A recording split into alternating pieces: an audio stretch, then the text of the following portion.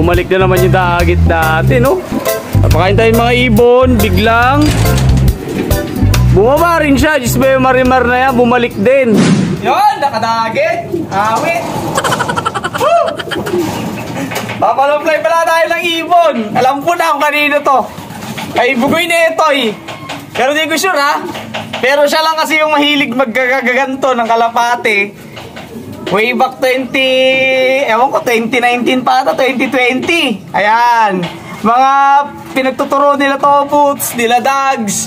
Mga nagkukulay ng ink sa kalapate. Diyos may marimar na yan. Ayan, yung kulay puti, ginawang parang pinkish.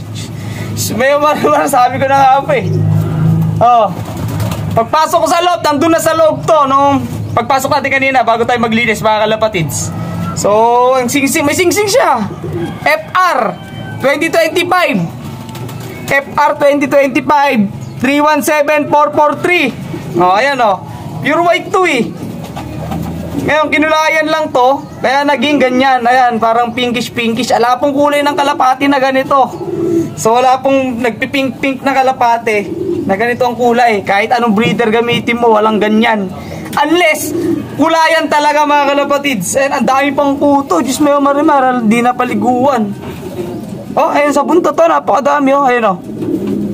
Ayan. Break time po natin sa trabaho ngayon. Kaya sinamantala lang ho natin na i-video. Actually kanina pa to nung pagpunta natin sa loob. Ngayon lang natin na video kasi nga may trabaho tayo. Maganda na may ibon eh, payat lang. Halata namang ano, may lahing kalapate. Marmar na yan. Kaya kasabay natin siya sa ano, sa ronda. Paparondahin natin yung mga ibon natin. Kasabay natin sa ronda para umalis na. Kasi kapag pinakawalan ko lang ito na mag-isa, eh baka bumalik lang din na bumalik dito.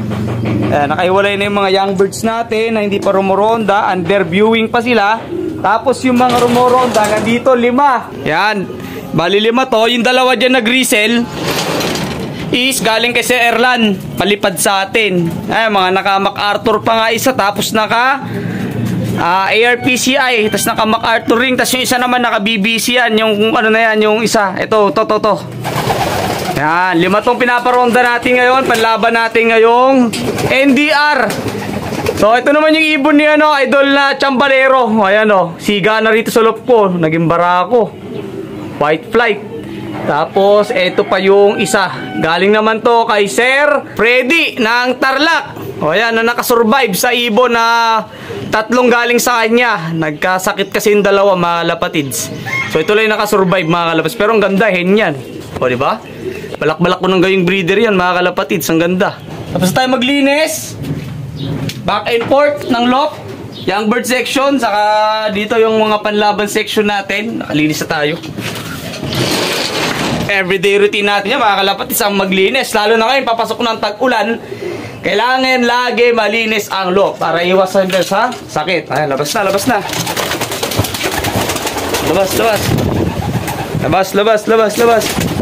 Ayan na. Lipada na. Sabay na natin tong puti na to. Ayun na sila. Medyo malayo na. Yun. Sumabay na. Ayun. Umuwi ka na kung kanino ka man. Piling ko kay Bugoy eh. Ayun, rumekta na doon sa mga nyog. Wala na. Yan. Ito naman yung mga young birds natin ngayon. Yung iba dyan, bagong harvest. Yung iba pa harvest pa lang. Yung iba nauna na na-harvest. Ayan. So, ito yung mga pang-south natin.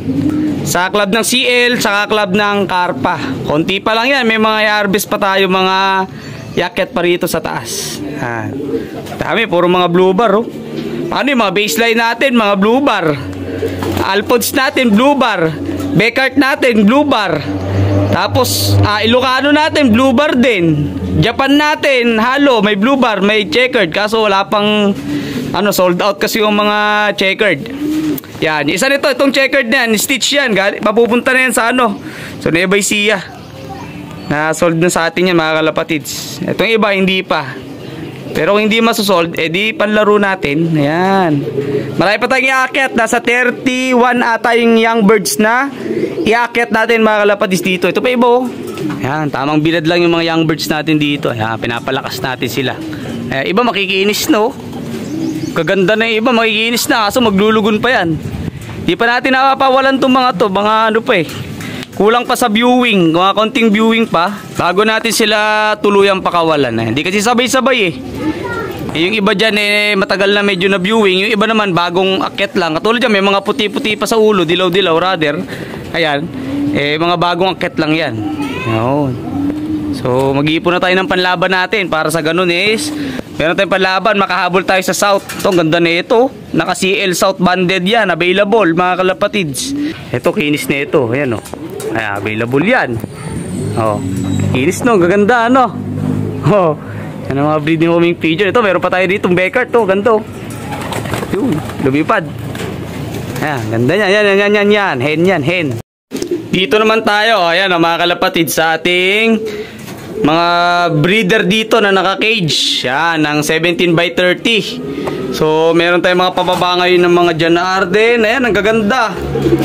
Yan, bagong awat lang po itong mga to. Ayan, ang gaganda mga kalapats. Mga bagong baba lang ito sila. So, ayan, yung mga Michael Bujic natin na Jana Arden. Ayan, ang gaganda oh. Mga naka-CL din sila. Pang South. Marami pa tayong harvest dito mga kalapatids ha. Sa 31 nga ito eh, mga young birds na to. So parang mangingitlog na naman yung Bujic natin. Ayan. Ito yung ating parisan na Golden Eye.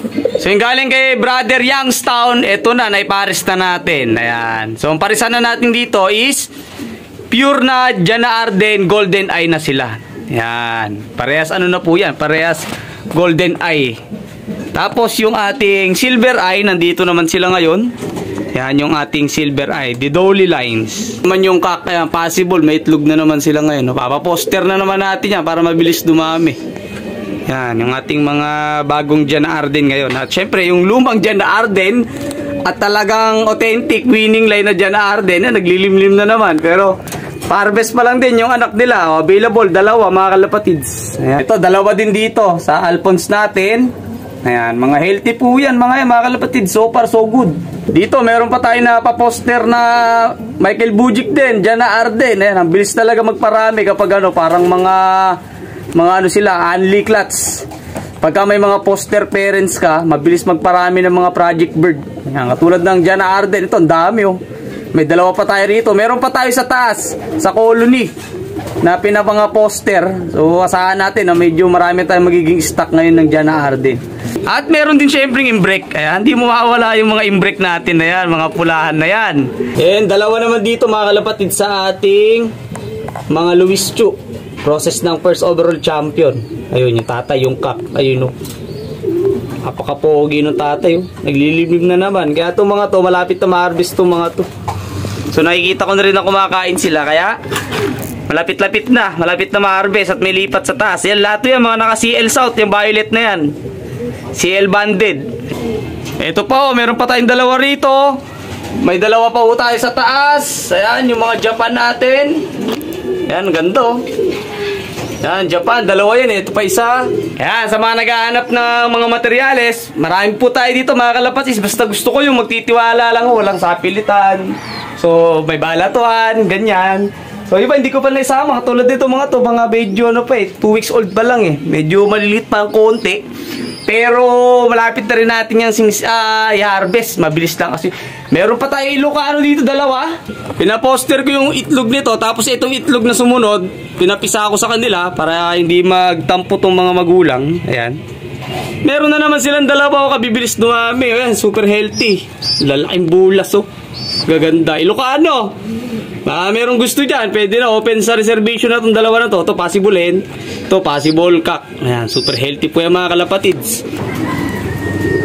So possible na young bird pa to mga kalapatids. Kaya ganito. Siguro overfly lang. So kung kay Bugoy ito, kabilis nito makauwi. Kasi kay Bugoy, dyan lang sa kabila dyan. Sa mga likod ng nyug na yan. Pero wala, andito pa rin siya mga kalapatids. So siguro bubugawin na lang natin. Ayaw talaga umalis. Mukhang gutom eh. Payat kasi yung ibon eh, di ka makakapasok dyan boy. Ano yan, double-sided na ano yan, door. Oh, wala, di ka makakapasok dyan. Ganda pa naman, kaso di ako nag-aangkin ng ano eh. Mahirap, baka di naman, syempre, biiwasan tayo sa sakit. So alam ko namang walang sakit yung ibon, kaya lang, paano kung may dala-dala, di ba, prone sa sakit. Ayan, bugayin na lang natin to.